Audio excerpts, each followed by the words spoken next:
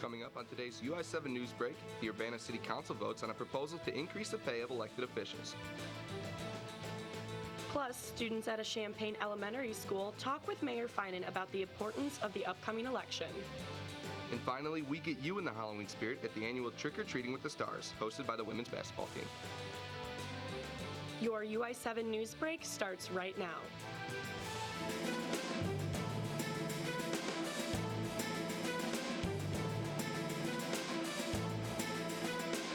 From the Richmond Journalism Teaching Studio at the University of Illinois campus, this is your UI7 Newsbreak.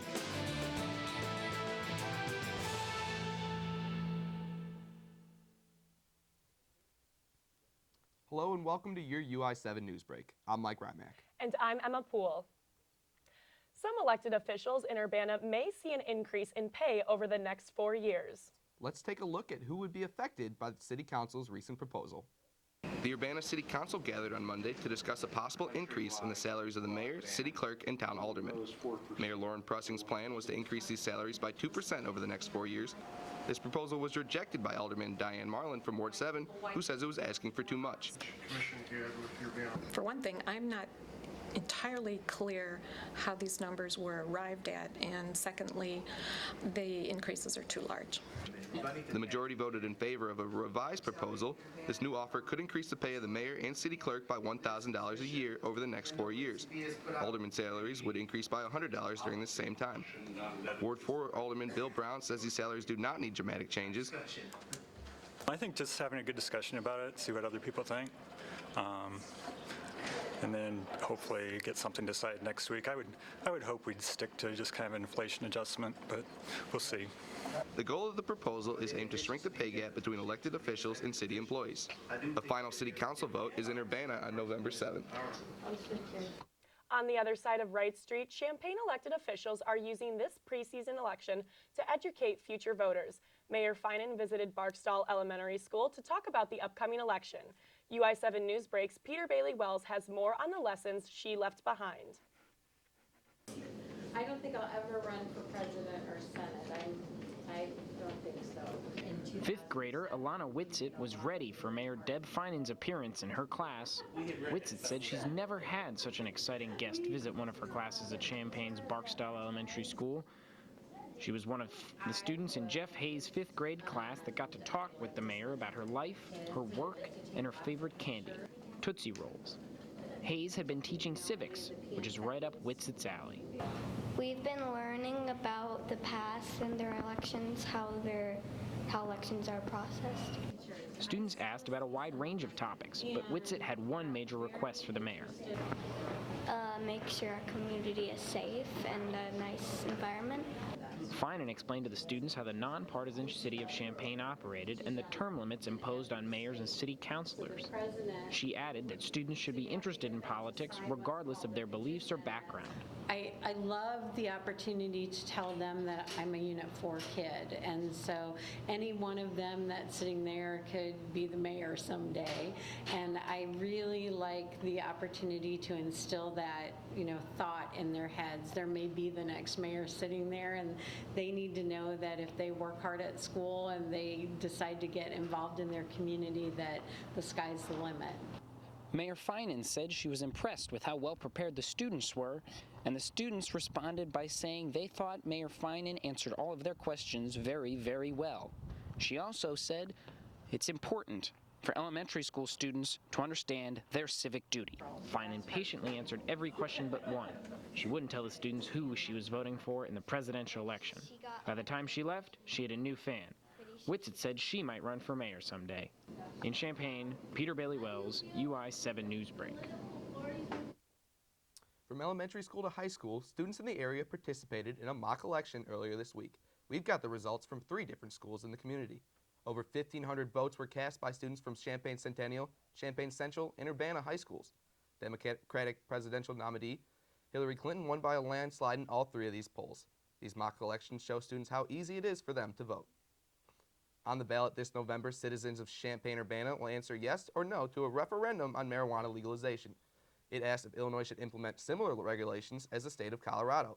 This is not a binding vote, but an advisory question meant to gauge public opinion. Organizers say over 200 voters from Champaign-Urbana have shown their support. A new medical marijuana dispensary opened yesterday to qualified patients. Here's an exclusive look inside this new business. New Med Urbana hosted a public preview of its facilities at 105 East University last week. Its doors were open to anyone in the community and not just medically qualified patients. Visitors could speak to employees about the medical approach to cannabis. They could also explore New Med's product line, which includes a variety of edibles and a body lotion. New Med's location in Urbana is designed to take a clinical approach to work with the hospitals and the university to create some data to figure out what's working and what's not, and long-term to create opportunity for some students. New Med Urbana is the second medical cannabis dispensary in Champaign-Urbana. Illinois Medical Cannabis Pilot Program lasts until January 2020. The first annual Brett Lerner Kickball Tournament was held last week. Lerner's legacy is leaving a lasting impact on the U of I journalism community. The Illini Media Company took to the field last Friday to honor the life of Brett Lerner. He was a former U of I student who passed away last year. He was passionate about sports and broadcast journalism. The Illini Media Company is sponsoring the Brett Lerner Memorial Fund. Donations to this fund will be used to improve their programs at the university. For more information, go to media.illinois.edu. We'll be right back after this short break.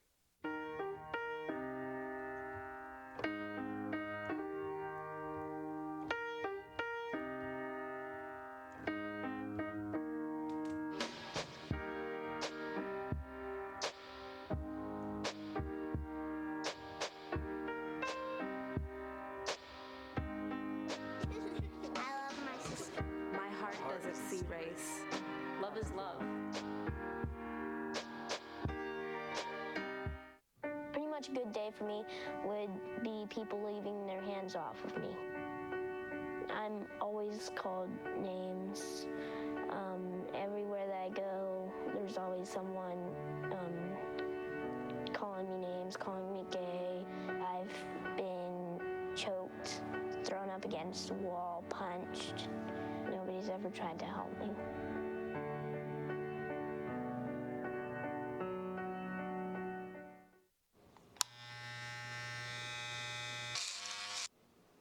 You've messed up your son's haircut. Mom? Do you A, try to fix it? Like it never happened. B, work with what you got? Or C, show solidarity? Thank you, baby. As a parent, there are no perfect answers. But you don't have to be perfect to be a perfect parent. Thousands of teens in foster care will love you just the same. So, I'm kind of new here, but I've noticed a trend. My human does this funny thing where she goes around and gets all my toys, and then she hides them in that basket by the door. You know, but it's always the same basket, and it's always in the same place. And then she acts so surprised when I find them, but, you know, she's putting them in the same basket. Again. It's like, hello, that's where you put it last time. You were the worst at hide and go seek. The State Farm Center is renovated and ready for use. These new updates are adding to the fan experience. The $170 million project is finally complete. This includes a new video scoreboard, sound system, Hall of Fame center. These renovations are fan-friendly and add to the flexibility of the facility. The State Farm Center is open this weekend for a series of concerts. Illinois men's basketball also tips off in an exhibition game on Sunday. Down the street from the State Farm Center, women's basketball hosted Trick or Treating with the Stars at the Urbana Basketball Complex. UI7 Newsbreak's Lola Garcia tells us why one father joins in on the fun. Camera shy. Max may be camera shy, but his dad, Joe Kaufman, is not. For Kaufman, the Trick or Treating with the Stars event means more than just dressing up as Quasi from the Octonauts and collecting candy with his kids. He got his picture taken with a couple of basketball players. We talked to them, we talked to the coach earlier, so he's having a good time. The event Kaufman and others attended was hosted by the Fighting Illini women's basketball team with the help of local businesses. The event took place at the Urbana Basketball Complex. The Halloween-themed event brought many kids and parents dressed in a variety of Halloween costumes together. There were a lot of family members passing through the Urbana Basketball Complex today. The U of I Credit Union gave kids these safety trick-or-treating instructions for Halloween. There were a variety of activities that guests could participate in. The kids were awarded candy for the activities they completed. The Illini women's basketball players joined the kids by running the various stations that were available. Event coordinator Sabrina Thiel believes that the admiration for the Illini athletes has made Halloween meaningful. I think it's just a really cool opportunity. You know, everyone here is a U of I fan. Everyone that lives in Champaign is a fan of Illinois. So there's just a really cool way to get out and meet some of the student athletes that do play for the university. Kaufman believes Illini athletes serve as role models and attends events such as this one to keep a close interaction between his kids and the athletes. So we're hoping they don't play sports one day for the U of I, so we like to try to interact and get that positive experience for them. Kaufman hopes to continue taking Max to Illini events and games. If you missed this event, keep a lookout for other events that allow Illini athletes to communicate with your kids. In Champaign, I'm Lola Garcia, UI7 Newsbreak. Boneyard Creek in Champaign transformed into a Halloween extravaganza this past weekend. Some people are already getting into the spooky spirit. Halloween costumes were brought out a bit early this year. Some kids and even some parents were dressed and ready to have a little Halloween fun. A pumpkin decorating station allowed children to get creative with paint and, of course, a lot of glitter. Participants even got to listen to storyteller Kath Brinkman. I enjoy this because I can see that the kids have a great time. It's fun to see the costumes. They love to hear the stories.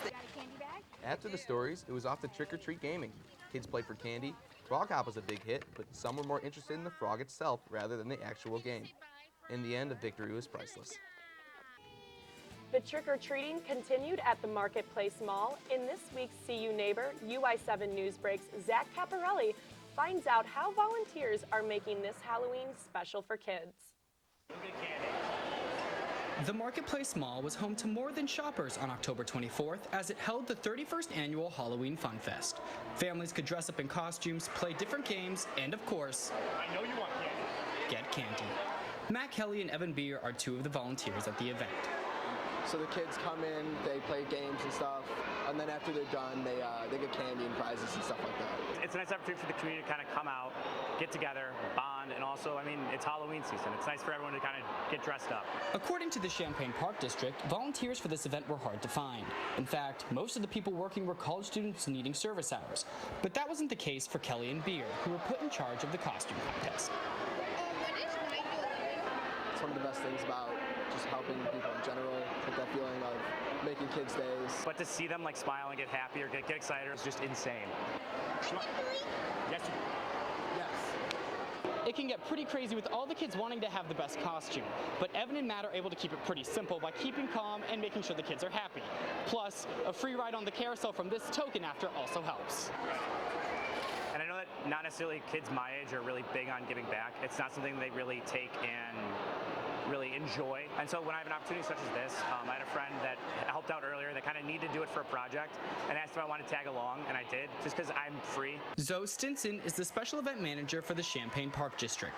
She says it's volunteers like Kelly and Beer that make the kids and families enjoy the event. They're getting down on their level one-on-one, they're passing out the coins and they're helping them off the stage. A lot of the costumes are really tricky, so getting them off of the stage has been a challenge. Giving back and kind of the joy that you can bring to others, the importance that like you can have in someone else's life, so that's always awesome. And as the kids and adults wrap up their Halloween fun at the Marketplace Mall, Beer and Kelly do their last bit of volunteer work too before heading home. In Champaign, Zack Caparelli, UI7 Newsbreak.